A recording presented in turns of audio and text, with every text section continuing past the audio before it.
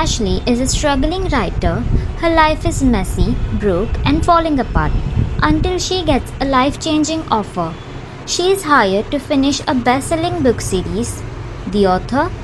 Verity Crawford. But there's a catch. Verity is in coma.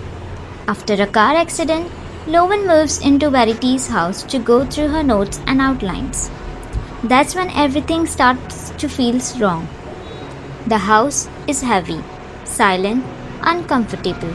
And Verity office, it feels like it's hiding something.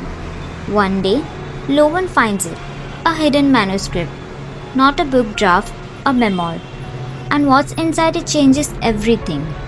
Page after page, Verity describes her life, her marriage, her children.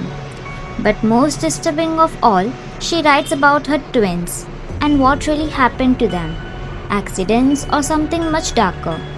Then she talks about her husband Jeremy. And suddenly, Lowen starts questioning everything.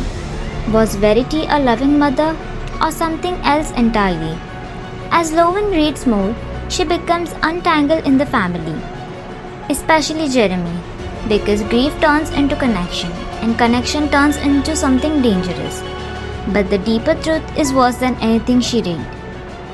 Because now there are two possible realities. Either Verity is a monster who wrote a confession, or Lowen is being pulled into something far more twisted than she understands. And in the end, the truth is never fully clear. Only one thing is certain: someone in that house has been lying the entire time. So, Lowen reads the manuscript, and what Verity writes inside it is horrifying. She describes how she never truly loved her twins, how motherhood felt suffocating, and the worst part, one of her children dies in a tragic accident. But the manuscript implies it was an accident at all. Verity describes watching it happen and doing nothing, or worse, been involved. So naturally, Lowen is terrified. Because if this manuscript is real, then Verity Crawford isn't just a broken woman, she is a monster. And now she is lying unconscious upstairs. So Lowen makes a decision. She tells Jeremy, her husband, the grieving father, and Jeremy reads it, and his world collapses. He's disgusted, heartbroken, distraught. But something else starts happening too.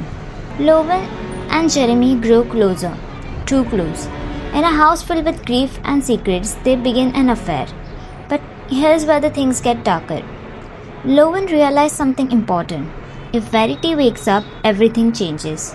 So she secretly considered the idea that maybe Verity should never wake up. Then comes the final twist.